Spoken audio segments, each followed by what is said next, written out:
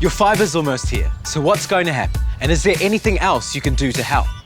This is the easy part, because if you've done everything we've talked about in the last few videos, it should all go smoothly. All that you need to do now is make sure a responsible adult will be home on installation day so our technicians can get in and do what they have to do. If that isn't the person who first met with the technician, then make sure you shared the plan with them so they know and understand what's been agreed. Once we've done our job, we'll tidy up any surface mess on the day. And if we've had to do any digging, cutting, or anything else to your property, don't worry. We'll aim to put everything back to how it was. We call this bit reinstatement. It's a fancy word for cleaning up after ourselves, and we've got a special team who does it.